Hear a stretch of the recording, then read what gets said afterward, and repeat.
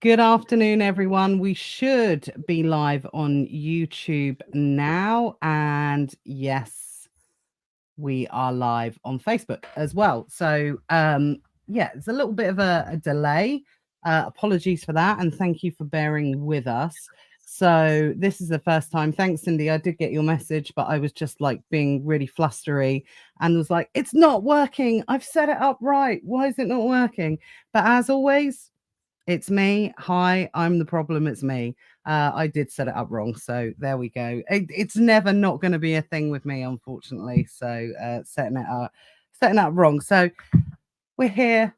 Let me defluster for a minute. It's yeah, it's good to see everyone. So this is the first time in a while that we've gone live on YouTube. So I'm going to be keeping an eye on different comments and hopefully can keep up with everyone, and everyone's going to get the notification that we've gone live as well. Brilliant. Thank you, Sean. Appreciate it. So it's working on YouTube. Hooray. That's that's quite a good thing. And let's see if we're live. So yeah, Jay says well, hi Jay, just let us know if everyone can see and hear us okay. So thanks, Johnny. I was going to say, if you do the at everyone, I think that would be really helpful. Okay, so right, we've got YouTube and we've got Facebook. So depending on what is your preferred viewing opportunity, then you can watch us on that. So I think, Johnny, we're going to continue to try and stream back on YouTube now moving forward, aren't we? After the issues with the live streaming on Facebook.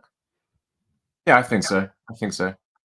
We can see the comments easier that way, so we can see who's making comments, so easier to respond and easier to interact for sure. Yes, unless you're flipping between 3 different screens, which I currently am. So I'm just going to go into the comments on my phone, actually. That'll be easier. That means I can stay on here. Obviously, it's been a while since we've been live on YouTube, guys. So I'm sure that there's some new people that are going to be joining that haven't ordinarily seen the Beyond the Buy Box live because we stopped streaming it on YouTube to do it exclusively in the Facebook group. But like I said, we've chosen to make the decision to come back live on Facebook due to the issues with regards to live streaming on Facebook. Nothing to do with me. It was Facebook themselves that put a little bit of a change to that. So good to see everyone's here. We've got quite a few people jumping on. So I'll keep an eye on all of the comments. And if you've got any questions or anything as we go through, let them know. We want this to be as interactive as possible and answer as many questions and talk through discussion points with you guys as much as possible, because like some of the stuff we're going to talk about today, it's gonna have an impact on everyone. There's no one that isn't going to be unaffected. We've got Alison have joined us, Mark, Waleed, big fan, appreciate it, big fan back. Steve says loud and clear on Facebook. That's good. The tension, yeah, it was. Honestly, I do start to panic with that sort of thing for sure. So good to see everyone. So yes, things we're going to talk about today on today's live. So it's been a while since Johnny and I have been on a live together anyway, due to various globe trotting and holidays and busy Amazon life, of course. So the things that we're going to cover today are, I want to try and get back to covering, not just one thing per session. Sometimes it's needed, but I want to try and discuss a few different things, especially things that are hot topics within the Facebook groups, within the communities. Obviously, the biggest hot topic at the moment is the updates and changes that are coming to the UK, Europe, and everyone from the 1st of August. Then I want to discuss a little bit about Jonnys Shopify success, because you kind of put out a very tantalizing bit of a clickbaity post yesterday, to be honest. Let's be honest, Johnny, that sort of showed off your sales. And there was quite a few people kind of asking about that in terms of what you're doing to achieve that. So I thought it'd be a good opportunity to go through that. And then also just to get a general sort of feel about how people are feeling at the moment. It does feel some people are a little bit down in the dumps with sales. So I wanted to take the opportunity just to talk about, opportunity of maybe selling in the US. I'm not saying ditch the UK and concentrate on that. But obviously, a lot of sellers have made that transition over the last couple of years, and we do have an opportunity where we're showing people how to do that at the moment. And so I want to discuss that and see if anyone's particularly interested. Then we can obviously discuss it a little bit further. So it's good to have everyone here. We've got loads of people jumping on. Great to see you guys. Thanks for joining us.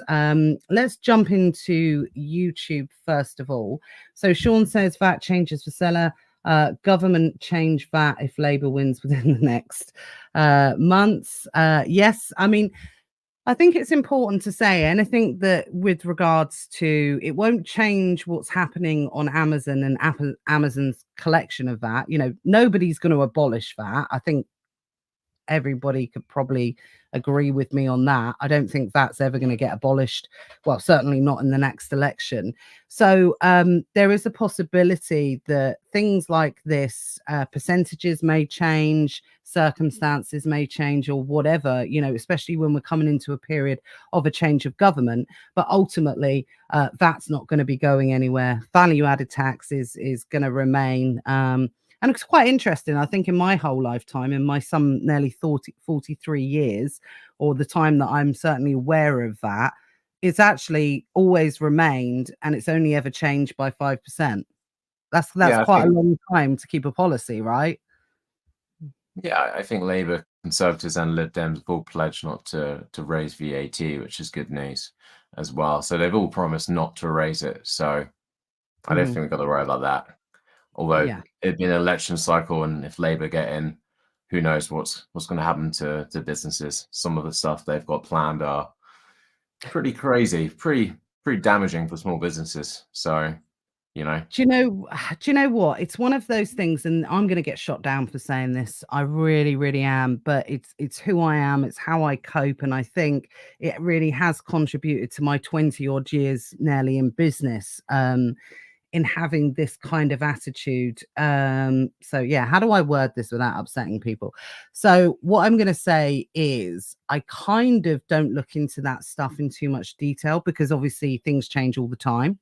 Policies change, governments change. And what actually gets said and done in, you know, in manifestos, in elections, and, you know, even if it is in the solid manifesto, when it's done, then what actually gets implemented can be two different things. Policies get scrapped, you know, things like that. So I really do think, and what can we do to change it? Nothing. Again, this is the part I think I was going to get shot down for, because like, oh, we should stand up for this and we should do that, and yeah, that's right.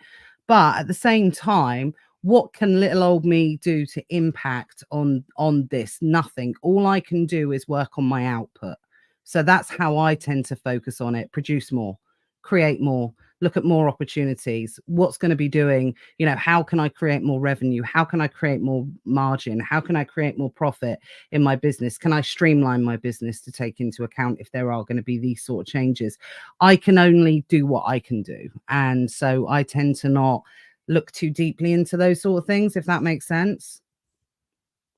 it's kind of been something I've been repeating in all my weekly meetings with I my haven't been team. here, so I So didn't hear that. yeah, where obviously there's been a lot of changes on Amazon recently. You know, buy box percentage, lending going away, harder to get lending, and I just keep saying, you know, it's, you know, we can only do what we can control, and you know, we can only measure our output if our sales drop by 10%, because the buy box percentage change. There's nothing really we can do without sacrificing a lot of margin, right? So I always say, like, look, we're doing as the best of our ability, and I think that's always the key message. And like you said, always looking for different ways, different revenue streams. You know, Amazon USA, you know, Shopify, eBay, etc., to try and mitigate those changes. And that's why, you know, business doesn't stop, does it? You always have to evolve and think of a new way to generate sales. So some big changes. Yeah, it's just been a difficult month, I think, for a lot of people, for sure. Yeah. Absolutely, and I want to address that as well, from the buy box percentage thing, and I did think about including that as a specific subject to talk about today because I know it has affected people across the board. But at the same time, it's also one of those changes. I could be wrong, but it is also one of those changes that I actually don't think there's much you can kind of do about it as it stands at the moment. So why spend half an hour focusing on something to just turn around and say, look, we know I'd rather acknowledge it and say, look, we know it's happened. Everybody's in the same, and it's one of those situations, everybody's in the same boat with this as well. It's not like it's affected some sellers and hasn't affected others. But what I will say is this is the sort of policy that certainly doesn't affect bundle sellers and things like that. So again, it's coming back to what we spoke about just a few minutes ago. Try and make yourself un you know un kind of breakable as possible. I think that's the most important thing that people have to focus on. It's not about moaning about what's happening or trying to prevent changes that you have no control over. It's really about making yourself and your business as unbreakable as possible, and ensuring that you don't do just the one thing in your business. And this is very contradictory advice. Even I know I say that as the words come out of my mouth, because you end up saying, right, you need laser focus and you have got to focus on one thing. But Amazon can be your one thing. Amazon, if you play it right, is safe enough to be, or, is safe enough to be able to protect you whilst you are, creating other income streams outside of Amazon. There is a way to do it. And again, I know certain people might be watching this and thinking, well, I've seen people have been suspended and been deactivated in all the marketplaces. And yes, absolutely. But, there's always a risk. I can't lie. If I was to give it a score out of 10, um, selling on Amazon, it would probably be like a 90 or a 93 or something like that. I cannot categorically say that you can 100% protect yourself because you can't. It's as simple as that. It's the same with every business. You Mhm. know, my father was in printed circuit boards for 40 years and did really well for 35 years. But in the last 5 years before he retired, all the work went across to Eastern Europe and China as they started to obviously increase their manufacturing. And what seems like overnight, they lost a lot of their sales because people are like, well, I'm just going to get this manufactured in Eastern Europe and China because it's a lot cheaper. Things always change. And the classic example is stuff like Blockbuster, isn't it? Where Mhm. Netflix comes in and overnight Blockbuster just ceases to exist because it just comes redundant. But I think there's always a risk. And yeah, I guess you know Amazon's you're relying on Amazon to build your business. It is tough. It is tough. But I've been suspended for 4 months before when I first started, for 4 months during my first Q4. Mhm. Again, it's just persistence, and as long as you haven't done anything crazy wrong, you should be able to get that account back eventually, unless it's very serious. I don't know any cases where people have been suspended and not got back when it's Yeah. been not serious. If there's an example, then it'd be good to know so we can sort of, yeah. Well, it is, and I think it's difficult because I do not believe in a permanent deactivation. I believe even in the worst circumstances, and I've seen people get their account back. I've actually seen people get their account back on counterfeit, on manipulation of invoices, all of the what are considered to be the worst. Never anything like, paraphernalia of selling any drugs or anything like that. I mean, obviously, I think that would be a different scenario. I don't believe that there is such a thing as a permanent deactivation. I believe that it comes down to the person whose account it is and their tenacity and their resilience, to be perfectly honest. And again, I feel like I'm being controversial today, guys. I really do feel I'm being a bit controversial, but it is true. And when I say to people, and they're saying, yeah, but it's impossible to fix, it's this, it's that, it's whatever. And I understand that narrative. I really, really do, because it can feel like that. But there's no time limit. So the manipulation of or fraudulent invoices, the one that I saw, it took them 3 years to get their account back, but they didn't give up. So it's just when I say that, what I mean by that is I don't believe in a permanent suspension for, and this person emailed every single month for 3 years. For 3 years, the resilience that requires, or every time they got a rejection, they put one back. Every time they got a rejection, they put one back. So from that point of view, there's not many people I think would chase it for 3 years. And or was it 2 years or 3 years? I can't remember. It was in years, put it like that. So in that scenario, maybe they just got the right person on the wrong, the right day. But what I'm saying is there's no such thing as a permanent deactivation. It's, I think, the resilience of the person and how long they last doing it, which, by the way, I'm not criticizing anyone for giving up, because it is soul destroying, absolutely, dealing with something like that. But when I say that, I mean it's just not on your timeline. What is an acceptable timeline? For us, we would think, okay, maybe 2 weeks, 4 weeks to put through a couple of plan of actions, check, apologize, sacrifice, your kids to the Amazon gods or something like that. What is an acceptable time? Just because it's acceptable to us, unfortunately, it's Amazon's playground, and they will determine that timeline. And that's what you kind of sign up for. When you, and this is speaking to someone who has been deactivated, who has lost multiple 5 figures plus due to deactivations, section 3s, things like that. So it's not like I'm sat here on my, soapbox saying, oh, do this, do that. I've lost thousands and thousands of pounds as a result of these type of policies. But at the same time, when I got my account back, I sort of didn't even not consider selling on Amazon. It kind of overtakes you, if you know what I mean. It overtakes once you get it back, it kind of overtakes all the bad feeling. So from that point of view, we just have to say, just carry on, go forward.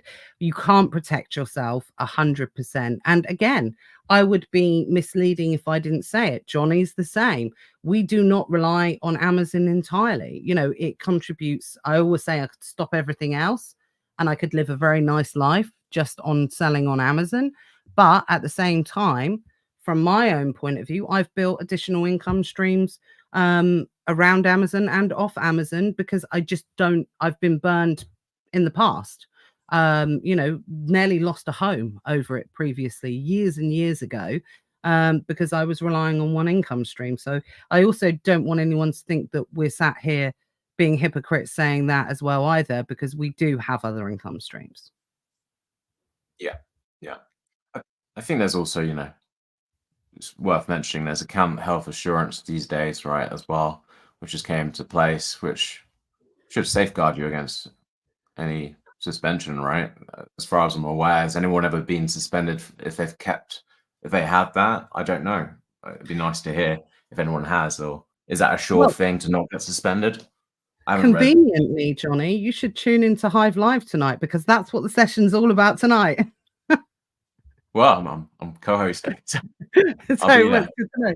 It's good to know. So yes, technically how it works is it's a 3-day window. You've got 3 days to sort out whatever the issue is, and it's a compounding effect. It's something that, unless something critical comes in, which is the highest level of violation, then the majority of time, if you have account health assurance, you should be given the opportunity to sort it out. But it doesn't necessarily mean it will save you from deactivation. It gives you an opportunity to prevent you from deactivation. So yes, I have seen people be deactivated with account health assurance. But it's one of those things that, especially if it's a critical event and Amazon don't believe you, then you could end up in a deactivation situation for sure. But protect yourself. If you're selling in the UK and the US, it means you can swap operations to one of the other, because if you work it right and you don't just put all your eggs in a USA or a UK basket, then your business will be able to continue on in another marketplace, because that will have Amazon account health assurance. What I have seen time and time again is people in particular transfer to the US market, give up on their UK business, shut that down, and kind of leave their account open in the hope that if something happens to their US account or this works vice versa. And I've got people that do this in Europe, in UK and US as well. But in the hope that people, that you will be able to just switch over. But if the other account is not active and it is not above the 250 score, which you need sales to be able to have that, you have to have a certain amount of sales in X amount of time in order to maintain that, as well as all of the other metrics, which, by the way, I'm not sure if anyone's aware, that account health score is not just to do with IP. It's not just to do with sales. It monitors and is a reflection of every single metric on your Amazon account and what Amazon deemed to be acceptable performance targets as well. So from that point of view, if you are not keeping up with one of the accounts, as soon as you try and log back in, if you are suspended in the other account, it's just going to wipe out the other one as well. So you have to maintain, and it's a big juggling act. There's no doubt about it. You have to maintain.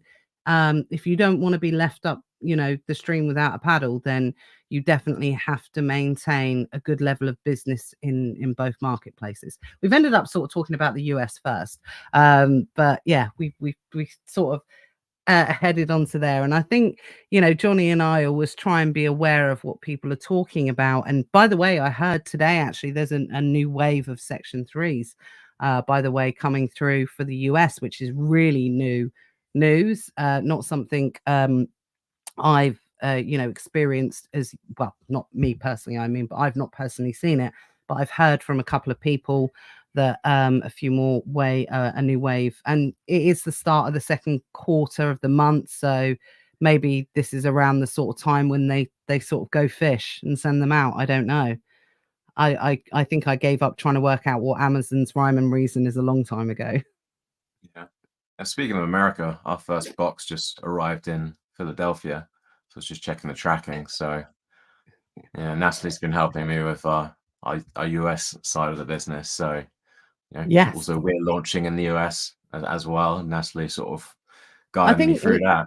it's So a little bit like I saw Luke's joined us, Luke Dugan. Hopefully he's still watching. Hi, Luke. Good to see you. And hi, everyone else. We'll come back to the comments in a minute anyway as well. But I think it's like I've been telling Johnny, right, you need to sell in the US.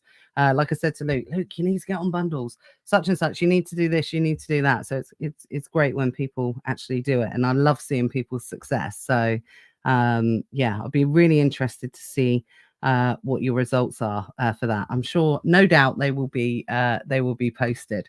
So let's just quickly have a look on the comments. Party said my account got deactivated on the 2nd of June due to a parallel import. Health score dropped by 20. Luckily, we retrieved it. Yeah. And you know what? And again, I don't mind talking about this because it just so happened there is a session in the Hive tonight all about this. But now I do believe there is certain information that shouldn't be gate kept and, is available to all. So I don't mind talking about it. But what I will say is definitely speed of reaction to those violations coming in very much is a key factor in your scores and how quickly the points recover. So as I understand it, the quicker you can respond and get it sorted, the quicker the points will come back and gain. And, the quicker you have a chance to be able to get out of that essentially. So, or retrieve it as much as possible. Ignoring violations is no longer an option, guys. So just to make that aware. I've had 2 account policy restrictions on my account, which I just can't get removed. But every time it gets rejected, then a new appeal goes back in. We always want to make sure that there's a chance. And yesterday, no, not yesterday. What day is it? Oh, yeah, Tuesday. It must have been Friday or something. We noticed one of them had dropped off before the 180 days. So, but it also didn't get approved either. And what's interesting, it was supposed to be a low impact one that didn't have an impact, but all of a sudden we gained an extra 4 points. So it's a little bit of I don't believe some of the things that Amazon say when they say, "Oh, that has no impact." Well, clearly it has, because obviously that went through and got it sorted. But anyway, there we are. So yes. Oh, good. Glad to hear it helped anyway, Pardy. That's good. And I'm glad you've got it sorted. Sean says bundles are great, just annoying as someone is selling our acings on deal sheets and sellers are jumping on them as well, even when branded. Yeah, you've just got to stay on top of that as much as you possibly can. So, keep an eye in the hive, Sean. There's some new information that's going to be coming that relates to that, that's going to give you as much protection as you can. But I know it's a bit of a bad joke, but like I always say, you made it when one of your bundles hits one of the deal sheets. So, but there's, lazy people.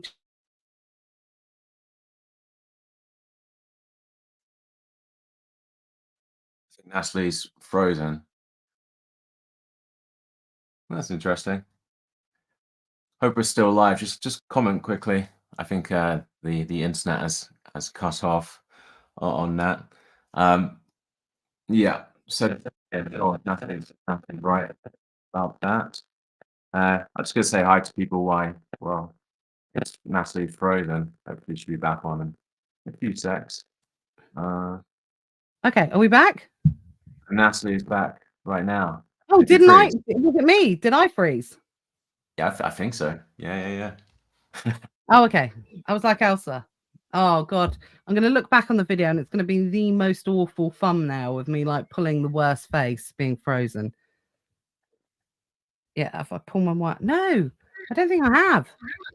Normally, when I get in a rant, I'm sort of like throwing my arms all over the place. Okay, sorry about those technical issues today. Do you know what? I just noticed the bundle police got me. Yeah, that's what Mark said. The sirens were ringing. Now I'm back now. The sirens were blaring for me for sure. Sure, Right. some brutes who chewed Have on I one of the frozen? wires. It looks like I'm frozen again. Have I frozen again? You're still here. You're still here. Okay, right, that's good. Right. Let's get on and let's talk about let's talk about what we initially came on to talk about with the VAT updates. So first and foremost, I have done a video for Beyond the Buy Box YouTube channel. So probably as an overview of the whole situation. If you want to go and check out that video, I'm sure someone more enterprising than me will be able to pop the link in the comments, just so you guys can watch it. Give us a thumbs up if you enjoy it and do whatever you are, whatever you do when you watch a Facebook video, but that gives them a kind of overview of it. So what are people's thoughts on this? I think what was really interesting, I asked in the Facebook group last night in preparation for today's session, what people's thoughts are, how they felt that it was going to impact people's businesses. So I wanted to kind of go through that and really get an understanding. I think I've got the kind of vibe of what people feel about the situation. But Johnny, I've done a lot of talking. So what are your thoughts on this? How do you think this is going to impact the majority of Amazon sellers? Oh, I guess what the question is, what is the percentage of VAT registered versus non-VAT registered? I have a certain bias because I'm VAT registered, right? So So it's you going like to this? You like this update, right? for one element, I like it. So beauty stuff and anything, obviously 20% VAT is always, you always have a competitive disadvantage, sorry, versus the non-VAT registers. So 0% VAT was always king, right, in the UK for that reason. I think this kind of evens the playing field a little bit, but on the massive negative side is it's going to really affect cash flow, right? So adding 20% to the fees, it's gonna again instantly take off your disbursements. So I don't know how much fees you're paying per month, but it's going to add another few grand off your disbursements every time. And in a world of, in today's world where lending is not as available and the instant disbursables disbursements are going away soon, right? I think in a few months. It's going to really hurt cash flow again. And I think it's just been a few different hits to the cash flow on that side.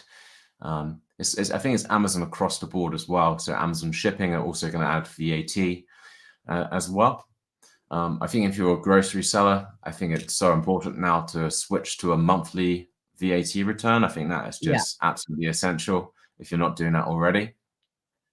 And yeah, I think you just need to plan ahead. That's the key of cash flow these days. You really have to be very diligent about it. Plan, multiple weeks ahead for these big bills, and it's got to be super, super almost passive in a way, don't you?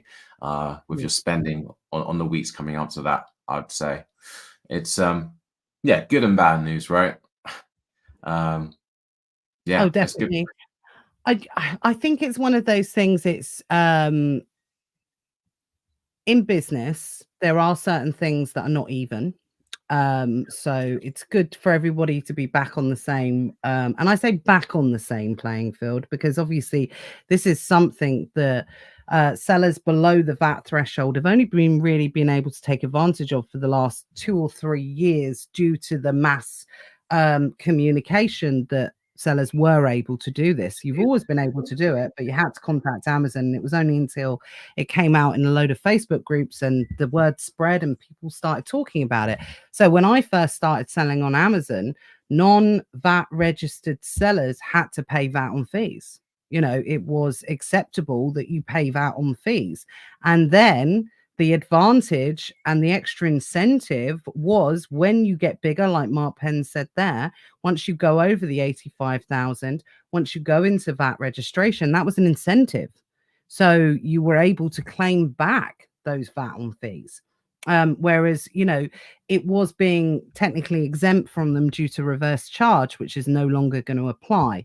So I'm not going to go into all the reasons why, because that's what the video I've already created for explains why this change and update has occurred. It's nothing to do with, but first of all, you got to love places like TikTok and, maybe sellers that have not been selling for a long period of time and sort of like go down the route of, oh, this is to weed out all of the smaller sellers. It's absolutely not. Amazon does not think about that sort of thing. It's actually solving a really big problem for Amazon. The reason why they've done this to do with their VAT responsibilities in each country in which they're operating in. So it's not personal, guys. It is something that's going to affect people at different levels. I think since going through this, though, one of the things that I've actually realized, which when I first started posting about this and started talking about this, what was interesting was we had a load of people start saying, okay, well, it's not going to affect flat rate, it's not going to do this, it's not going to do that. And at the time I thought, okay, yeah, fair enough. But then when I started reading more and more comments, what people were putting, and I talk about this in the video, I actually realized that I could be wrong here. So if this is you, but I don't know if anyone's going to admit it, if this is you, as I understand it, I think some people have inadvertently been misusing the VAT exemption, because maybe if they are flat rate registered as opposed to standard registered, they maybe didn't think they needed to put in their VAT details, and maybe they're still operating on the exemption, which, just to make it clear, Amazon doesn't care if you are flat rate or your standard accounting. VAT registered is VAT registered. So if you are someone that has been taking advantage of being flat rate registered and also having the exemption, and now you're panicking because this is why you're going to lose, that's going to have a big impact on someone's business potentially, then I can see why people were panicking about that. But you shouldn't have been doing it in the first place. And I'm not blaming people saying you intentionally broke the rules or were evading tax or anything like that. But what I'm saying is you shouldn't have been doing it. And if you have, then and you get away with it, then you just got to look at it as a bonus kind of thing, if that makes sense.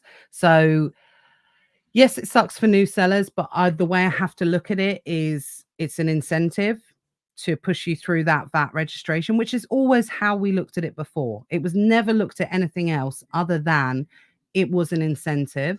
And then obviously you also get the extra addition of working in something like grocery and working towards that, where you can take advantage of zero, tax rate. Being a grocery seller below 85,000, unless you're selling bundles, is not a great place to be. Pardon? Go up to 90,000, right? Oh, has it gone up to 90? That proves how much I listen to the news. So 90,000. Yeah, okay, I need to check that. So but yeah, so from that point of view, you have to look at it as an incentive. Yes, it sucks, but it's not personal. Life is hard. You've got to get over it. You've got to move forward. And you got to really, I think at this point, if you are someone that is below that registration and you are saying to yourself, this is going to ruin my business, I don't know if you really need to ask yourself if you should be in this space and if you want to put the effort in to push forward. And I know that sounds harsh, and I'm sorry, it doesn't, work with the TikTokers who are telling you how sexy and lovely this business is. But VAT registration is, it's a scary prospect, and I get that. But you got to be fully in it to push through it. It's as simple as that. You can't hang around that VAT registration period, for sure. On the bright side, they still have an edge, right? There's still an edge there. It's still more profitable if you buy at the same price as a VAT registered seller. You're selling 20% VAT. So the edge is still there. It's just not as large anymore. Previously, it was kind of ridiculous, but now it's evened it a little bit. Yeah. So I think the biggest change that flat rate people are going to have, and normally I wouldn't advise people to VAT register or not VAT register, because again, I've heard some people saying, oh, well, should I VAT register early if I'm not VAT registered? No, I don't think that I would never consider registering early before VAT, because I still believe being registered for that, sorry, not deregistered, non-VAT registered, I still believe the benefits still probably outweigh that fee thing overall for your business at that stage, instead of registering early. But if you are flat rate registered, I see no option for this now for your business other than to switch to standard accounting. yeah, no, that makes sense. That makes sense. Yeah, Sean said it's harder for new sellers and will grow at a slower rate. But yeah, Yeah. if they can claim it back like we used to. Yeah. Remember, like we used to claim back thousands of pounds. It's a long time ago for you, I think, going to VAT registered, but No, I was never a non-VAT registered seller. So we opened our Amazon account based on being a VAT registered seller. So I talk about in that video, when everyone took advantage of like PPI and everyone got a payback and a rebate, and there was me and Matt sat there because I'm pretty stringent on signing forms and things like that. So, or sorry, no, not on signing forms, on knowing what I'm paying for. So I was like, there's no insurance on that, is there? And so I always make sure. So whenever we did the claims for PPI, we never got a penny because we never paid it. Whereas it's the same with but then I got total FOMO when everyone else was getting all their rebates.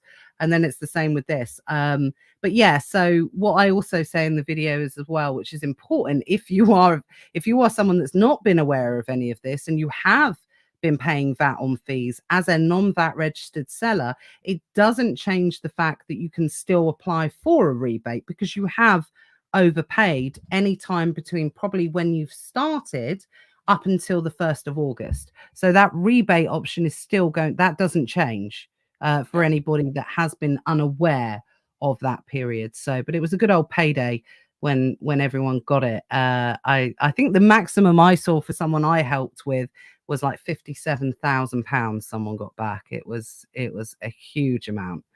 Just imagine that like dropping into your business, not expecting it in any way, shape, or form. So, but yeah, that was a good day for them for sure. Yeah, imagine. Yeah. And then finally, the last part of that is VAT registered people. So how is it going to affect them? Yes, cash flow is going to be the biggest thing. The way that I personally see it is the bigger seller you are, the most immediate cash flow impact it's going to have on you. So if you're 7 figures plus, and someone put a comment and they said, which is absolutely right, if your fees are £2,000, approximately another 20%, 400 would be added on top of what you're paying out. And this is something that you can't, this comes out of disbursements. So it's not like you can mitigate that and say, okay, let's put it on a credit card. Let's, stretch it out a little bit more. It comes straight out of your disbursements. But I'm going to play devil's advocate here.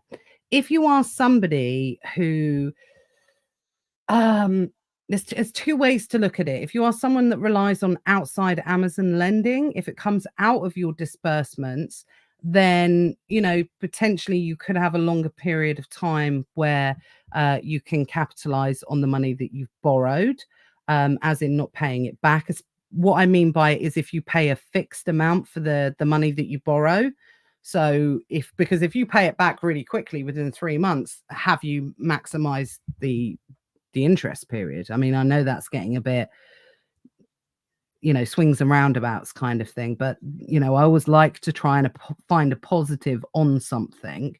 So you could look at that, but it does come out straight of your disbursements. But it could also work in the other way, because if you are with someone like Payoneer or Sellers Funding or whatever they're called now, they might see it as you're taking longer to pay it back, so therefore they're not going to lend you as much next time around. So that can work both ways in that respect. But otherwise, it is going to have an impact. I know that there's some very industrious people in the comments that have said, well, we buy all of our fees, so it's not going to affect us. Well done. You guys win. That's definitely, you're the most resilient people for sure.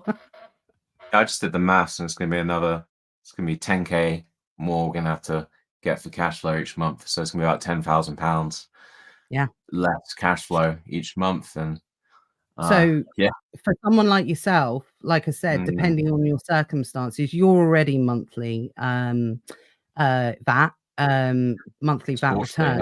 £30,000.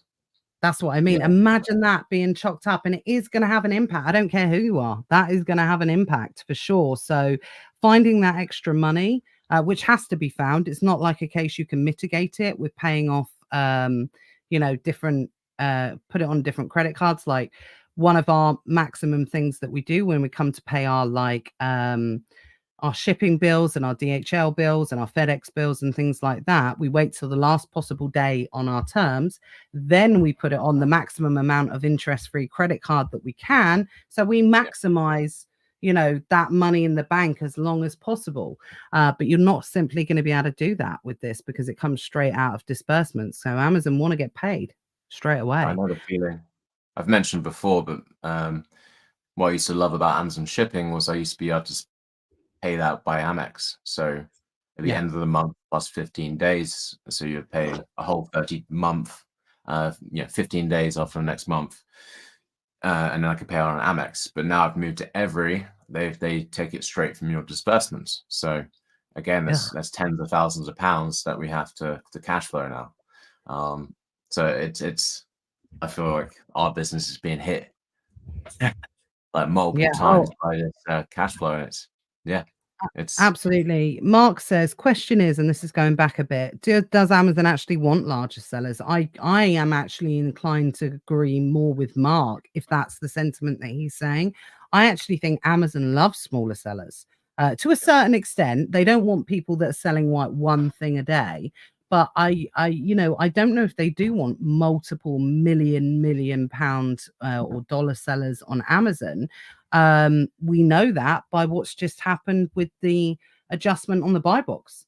The competition on the buy box. Jonny, you're someone as a very big seller who a big part of your business is about domination of buy box, has been massively affected by the changes over the last couple of months, right? With buy box allocation, essentially.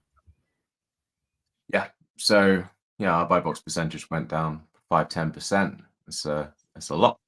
It's a lot. But it's just been quite a big hit for us on Amazon, and currently we probably have our highest stock level ever, and we're doing our best now to try and sell through our inventory, which is I don't know when to lead on to Shopify and talk about that. And that's why we've been really trying to push our other channels where cash flow is much better, where Shopify, you get paid, it's in your bank account 2 days after the sale, pretty much. So that's where we're really trying to focus more on eBay and on Shopify, just because of that disbursement time of Amazon. For us, we have 10 days after delivery date, and with the every and all sorts of things, and then the buy box percentage dropped, so you have less sales there. So yeah, it's been hard work, but we'll get it through. But it's still margins are still good and still very profitable. It's just cash flow, right? And I'm sure everyone's going through that same Yeah. headache right now, right? And again, I agree with Mark. I'll come on to Yannick's comment in a minute.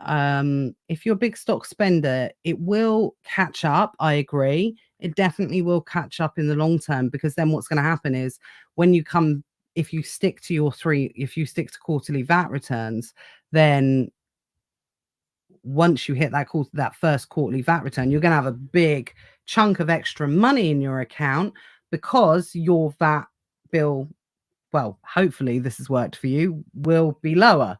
So yes, it will catch up, but this is why I say big sellers, it's going to have an immediate impact on their cash flow. So because you're going to get that, you're going to take it, it's going to come off of your 14-day billing cycle on Amazon. So they're going to take the money, but you might have to wait 3 months to get it back. Yeah. So that's where it's going to have that kind of immediate. So Yeah. let's talk about Shopify then, and link in with Yanni's question with about every business, because he's asked, how are they taking the money from your Amazon balance?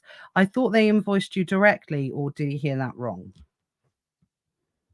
Yeah, I think just to quickly touch on the previous, I think my best piece of advice is with all these changes, if you have a budget every week, just in the lead up to these changes, so whenever these new VAT changes come in, so say they come in, do you know the date they come into place? Is it next month or 1st of August. 1st of August? So if your budget, say is 10 grand a week in July, whatever you're gonna pay extra, just reduce from that top budget the amount that is needed for that next VAT payment, right? And that's how you should always sort of do it. So sort of plan ahead and reduce from your max budget, and then cut it down by the expected cost of what you're gonna have to eventually pay in a month's time. So I think that's really, really, really important. Like I wish I did that more for when I moved from Amazon shipping to every. That would have solved a lot of headaches. But I think that's really important advice, just to ensure you're lowering your budgets before the changes come into place, and not when they come to place. And like we always say, got to be proactive and not reactive, and that's super important for cash flow. And you I guys want to have put that out there. you've got to, if you're non-VAT registered in particular, you need to update your settings on like SaaS and everything now. And anything that you manage to make between now and that date of the 1st of August, then you just got to see that as a bonus. You've just got to see that as you have to start accounting for this update that's coming into effect now. It's as simple as that. So Yanni just said something else actually, which I know you said about the budget. So he said, did he thought every invoiced you directly? So they don't, it comes out of your balance. And is there no option to invoice you So directly? there's two every accounts. There's an every direct account. So that'd be for your volume on eBay, Shopify, TikTok, etc. And then there's a every Amazon account, and that's all entwined with Amazon's by shipping. So it comes straight off your Amazon disbursements. However, the news I've heard from our sales rep is that in July that's changing, and they're going to manage the payments themselves on the Amazon side as well. However, the problem with that is it's still, their terms are 10 days on every, so it's still pretty bad, and you can't, I think it's backs payments 10 days on every. So I think what Yanni's saying is the direct every account is off Amazon, but the every Amazon team, or whatever they call it, is on Amazon, Well, they but don't. Maybe they've not figured out the curve card yet. You might get away with using that for a bit. That I always feel like whenever a new payment option opens up, it's like they forget about curve, and you can get away with using curve for a period of time, and then eventually they kind of like cut curve out because they realize what people are doing. yeah, I mean, every's cheap, but there are definitely some negatives to it. Their return policy, their returns, refund policies are a lot worse than Royal Mail. For instance, the time they take to actually refund you for that missing delivery it's ages. I think it's like 28 days plus some more, and then Hmm. Royal Mail is pretty much straight away. So yeah, it's cheaper, but again, profits are high, but cash flow is like they're just a But cash flow killer. I don't know who has the capacity. I think of every at the moment. Who has the capacity to match them? Because the Royal Mail certainly don't. I know it is going through a stage of it's being sold again, isn't it? It's being sold or bought or something like that. So maybe you might see some modernizations finally coming in to Royal Mail. And from that point of view, because they got to do something drastic, otherwise they are literally being outmaneuvered, and because they didn't make any changes to their system, but I remember a time in my previous distribution business where you wouldn't have even considered using Hermes, which it was at the time, over Royal Mail. But now, if the option comes up, I actually have my packages collected by Every, and I don't pick Royal Mail because Yeah. it's not even really a competition anymore. But it's funny how something goes full circle, and I wouldn't have even considered, like, I would have, if, Every was on fire, I would have stepped over him. No, I wouldn't. But, that's how bad Hermes used to be compared to Royal Mail. But now it's not even, if anything, I think many people would actually pick Every over Royal Mail. Yeah, yeah. But Royal Mail's still pretty good for international. I think that's where they sort of lead, I believe. It's on the international UK to Europe. Mhm. Large letters, they obviously still dominate, but we don't do any large letters, so that's not too helpful. And they've got probably the best support, I'd say, as well. Every pretty good support as well. Yeah, it's interesting. Yeah, so Matt just said about eBay. This is interesting. Removing the ability to purchase with Amex on eBay, so that's going to be annoying as well. Obviously, you can still do it through PayPal, but Matt's already also added, but that's a change as well. Yeah. Yeah, So he did mention to me about that yesterday. So apologies, Matt. I do remember you saying that, but I must have blocked it out. yeah, Happens in marriage, guys. Happens in marriage. You tend to block each other's voices out for sure. So yeah, I think that you're going to see, like, Johnny. Do you remember at the Hive meetup back in January? You in particular spoke about businesses streamlining over the next 12 months, looking at all of their processes, looking at their strategies, looking at their margins in particular. And you said this is what big business is going to be doing. So I imagine something like eBay has done exactly that. And they've looked at all of their they've probably, been looking at it for like 6 months.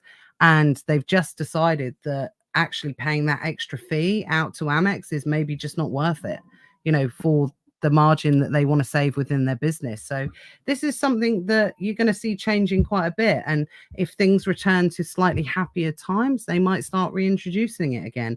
Or at the same time, it may also be a negotiating ploy. Because didn't Amazon do this? Didn't Amazon say they were going to stop taking Amex or something?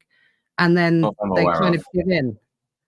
Something like that happened. OGs that are watching, Sean will probably, something happened where I think a card company or a provider or someone played chicken, or Amazon, sorry, played chicken with them. And I seem to remember Amazon winning, which doesn't surprise me, because of the way that they play.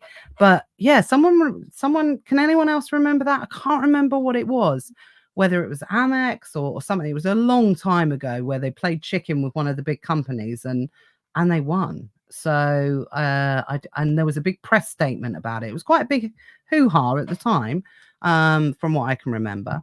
So anyway, leading in, Faisal, I'm going to come back and answer your question in a minute when we go, when we finish up talking about Amazon US. But Johnny, talk us through. Oh, Matt said, there we go. I think it was Visa. Yeah, So remember. yeah, it definitely was something. Yeah, Durangio said Visa. Yeah, I can't remember which was. Thanks for that. Thanks for that, guys. I'll be laying awake at night thinking about that tonight. Otherwise, if you hadn't let me know. So talk us through Shopify. So Shopify is something you've been sort of like secret squirreling on for a while, sort of consistent, putting the effort in, putting the workload in. And we're talking, we're not talking months here. We're talking, Yes. multiple months, years, and now you think it's finally starting to kind of pay off, right? Well, I mean, it's been paying off for a while. Definitely has been for the last few days. I haven't posted this, but yesterday we did over 3,000 in sales on Shopify yesterday, which is I need to post that obviously, which was nice. I think half of that, to be honest, was a wholesale order for stock that we actually needed to over carrying anyway, so that was quite nice. So we just basically put a case pack discount on, and someone ordered like 100 case packs, and it's a 1.5k order with a nice margin, and it's just like that's a nice bit of profit. And for cash flow wise, that £3,000 of sales, I'm going to get that in 2 days, right? I'm going to get that in 2 days, and then because I'm using mostly Amazon shipping now for Shopify, I won't have to pay those shipping rates for another 2-3 months. So it's really good, really good for cash flow. You can spend that on setting up the US. That $3,000 can go in the US. It's going to go towards just cash flow. Yeah, we've on another talk, like we've now completely paid off Amazon lending. So I was speaking to Mark Penn about this. We're just completely debt free of third party debt now, which I don't like, because we have such a high stock level. To us to grow, you do need lending of some sort, right? It just you can only bootstrap enough before you want to scale to the next level. And the bootstrapping doesn't grow as aggressively as we want to. So it's going to go into to help with the cash flow. But yeah, Shopify's last 3-4 days, actually, last 2-3 weeks, I've been really working hard on the other channels and really working hard on growing our revenue, because of all the changes. I was like, I got to put a lot of time into my business to grow the revenue. And one thing I kind of realized is that 80% of the sales come from mobiles. So a lot of people who shop, they're all on their mobiles, right, looking through the website. And I just made a few changes really to the homepage just to optimize for mobile, so they can click on add to products straight away rather than seeing a bunch of banners. And our conversion rate pretty much doubled overnight. And we started doing, rather than doing sort of 700, 800 a day, we'll now be doing 1,500 a day. We've been really trying to concentrate on our special offers and advertising those, concentrating on our clearance stock as well. So stuff that is expiring this month, obviously you can't really sell that on Amazon anymore. So we have a proper system in place now to reduce that price every month. So we're not just losing out on any stock, right? Because the worst thing about groceries is that expired stock, which happens a lot. So we have a really good system now. So at least we get most of our money back now through clearance section, and also drives traffic to Shopify. But yeah, that's really the beauty of Shopify for a grocery seller, is that you can sell obviously used clearance, you can sell whatever you want, right? Create your own listings. It's as soon as it arrives in the warehouse, it's instantly on Shopify, because it's like Shopify's API is pretty much instant. And yeah, it's just a really great way to, I think, just diversify if you have a warehouse and build your own sort of brand. And I've said this before, when I approach brands now, or start talking to people what I do, I tell them that like my store is X, right? And I say, oh yeah, I also sell on Amazon as well. And I think you have to go in like, why wouldn't I? That would be my answer. Why wouldn't I sell on Amazon? Why wouldn't I sell on like the most the biggest retailer in the world. Yeah. Oh, exactly. It's Yeah. stupid if you're a retailer, online retailer, and they're like, "You're not on Amazon? Why?" Yeah. What? They're one of the No. most traffic? You're not, you're on Amazon? How dare you? But Mm. yeah, it's our, our Trust Pilot has got to about 160 something reviews now, and we started sponsoring a few gyms as well, which Ooh. as well. So trying to get our name out there. We have a full-time sort of social media person who's doing posts and email marketing, which is a big driver of traffic. Google Ads is a big driver of traffic, and yeah, I think it's nice if we can keep ourselves sort of 1,500 a day, uh, and start keep increasing that through other means and stuff like that. And then it's going to be a nice, again, just really good for cash flow. To be honest, that's my favorite thing Mhm. about it is the cash flow, which I keep talking about it. I mean, And it's a yeah, and lot. again, another way to protect yourself should something happen, which your level of account, your level of account health assurance, you're going to be protected to the maximum level that you can already be on Amazon. But it just gives you that little bit of assurance that if something were to happen, you would have an audience there to be able to at least merge your existing stock, into, especially in the expiring date game, right? Yeah, yeah, exactly. I think another thing that is not really spoken about as well is just keeping your warehouse team busy. I think Mm. a busy warehouse is a profitable business, is a profitable warehouse. If the worst thing you have in a warehouse, and I've spoke about this a lot, is your staff not having anything to do. So while Amazon's velocity slows down, that means you're sending less to Amazon, means that you're not getting as many sales, obviously, so you don't have as many merchant fulfilled orders. So to cover that sort of volume, that sort of double revenue of Shopify is really sort of helping right now to get off that, keep people busy, which is super important, and especially during these summer months when things do slow down anyway. Yeah, I think it's just a nice channel to have, and integrates nicely with like TikTok and stuff like that as well, which again, our TikTok's starting to grow a bit as well, which is another cool thing as well. So all the channels combined, you're not just relying on the Amazon Seller Fulfill Prime. Obviously, the big driver of revenue is always going to be, but we have those other channels to really help keep things busy. I like a busy warehouse. Yeah. Yeah, oh yeah, definitely keeping everyone motivated for sure. Pardeep says Shopify is something we're looking to start, and yeah, it's something that we're going to be covering the Hive. But what I don't want to do with the Hive is knowing the effort and everything that Johnny has put into Shopify to make it out like it's going to be a get rich quick scheme. It's part of something that will come in probably at the latter stages of like Profit Sting, kind of leading as that is finishing and moving into Shopify, purely because we want people to have the information at their fingertips when they're ready to do it. But also at the same time, it's not because you are generating your own traffic. Now, there's some really cool enterprising ways to do it. People have been doing it on TikTok. Scott, who was in the comments earlier, he was on Beyond the Buy Box a few months ago. What he's doing in terms of the way that he's generating traffic towards his own store.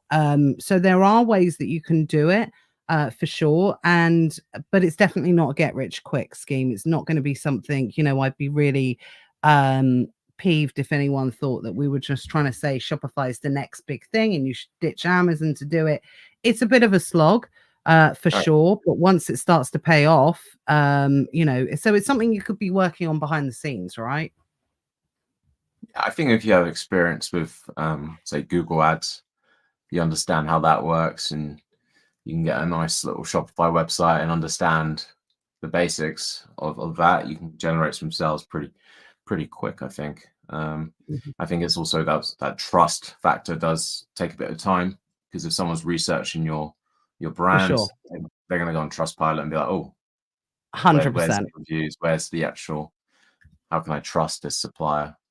So that's the thing. Once you get over that little hump, I think then it's quite a solid piece of income. But yeah, it's difficult, right? It's more like traditional business where with us selling on Amazon, we're not really doing too much sales, are we? It's not, sorry, as in like we're not selling. Like Amazon get all the sales for you, right? They do all the marketing. Mhm. On Shopify is completely different, where you're the one who's having to create those sales, right? For instance, we had someone email in 2 days ago. This is the wholesale order and request a trade account. We helped them out, spoke to them on the phone, and then got this big £1,600 sale yesterday for Nice. obviously there's that. We're having to get that sale, and they're going to have to find us and all that sort of thing. Yeah. Do you think anyone's rebuying your stuff to resell it? Oh yeah, there's probably selling on Amazon. Yeah, Yeah. yeah. I thought so. Yeah. For That's sure. fine. But you don't That's get fine. upset about it, right? No, it's fine. It's No, fine. I'd love it. I'd love it if I found out like a reseller was selling our stuff. It's like I never get the whole drop shipping to eBay thing when people get upset about it. I'm like, well, they're buying it from you. Yeah. So, and you get more sales juice. So it's definitely worth doing for sure. So let's have a quick look. Pardy said, I want to change my company name to make it more appealing to create a website for the company name on Amazon, changing the company name. But you can call yourself whatever you want. You can trade as whatever you want, right? Maybe I've not understood that right. I'm not sure. I have to look into it. This is he's selling from India to America, Oh no, right? sorry. This is Pardeep. So on the Facebook, you're looking on the Yeah. Gotta look at YouTube. two Sorry. screens, don't you? Yeah, looking at the Once- two streams. So that's that, and then I'll come back to Faisal's question in a moment about how to get. Well, it's actually really easy. So, how to get brand registration from one country to another without an LLC? Yes, of course, it's possible. You can use any trademark from any country to be able to apply for brand registry. You just cannot enforce stuff if you are not using the trademark from the country of origin. Okay, so I can use a UK one in the US. But I just couldn't like pursue anyone for a violation of intellectual property rights or something like that. So yeah, that's super easy. Global selling in India to USA, we do not need an LLC. No, that means we can only sell products in generic because I think it's the same question just worded differently. So yeah, you can utilize any trade as long as it's a legitimate trademark. It doesn't matter where it's registered in the world. So yes, you don't need an LLC to be able to do that for sure. Yeah, with So hopefully Pardeep's that's question. answered that question. And going back to Pardeep's question, yeah. Yeah. Yeah, you can use whatever trading name you like, right? As long Hmm. as the DOM is available, I'm pretty sure you can just use that for your store, right? I don't think there's any Yeah. problems with that. Yeah. Yeah, unless we've misunderstood you, Pardeep, you can call yourself whatever you want. You don't need to have it connected. You don't need to have it the same. So yeah, just let us know if we've got that wrong, because from our point of view, I wouldn't have an issue trading as anything else. I've got a little moth jumping around in front of me. So yeah, let us know if that's not the case. So just as the final part, because we are heading into we were late, so we're not 20 minutes over, we're only a few minutes over. We just, for anyone that's thinking about selling in the US, we are actually running a little training session on it. It is separate to the Hive before anybody asks, because it's something that's completely different to what is not covered in the Hive. So we are currently in the process of starting to run that. It's not something we're screaming and shouting about. It's not something that we're doing full on big webinars about or anything like that, because it really does have to suit you. You have to be in the right position, in my opinion, for you to be able to embark on this. So, I mean, the ideal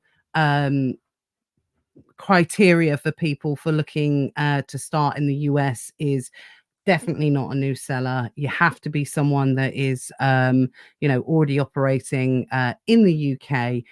Ideally, well, most definitely at VAT registration level and beyond. So it is something that is just not going to suit anyone that's in the newer part or the growth period of their current business, because you want to be able to utilize the two platforms to be able to give you the maximum level of protection. Now, it doesn't mean you need to be doing 7 figures a year, but it does mean that if you are someone in your business that you're maybe stagnating a little bit, and maybe there needs to be a big push, like Johnny was talking about, like an extra level of lending.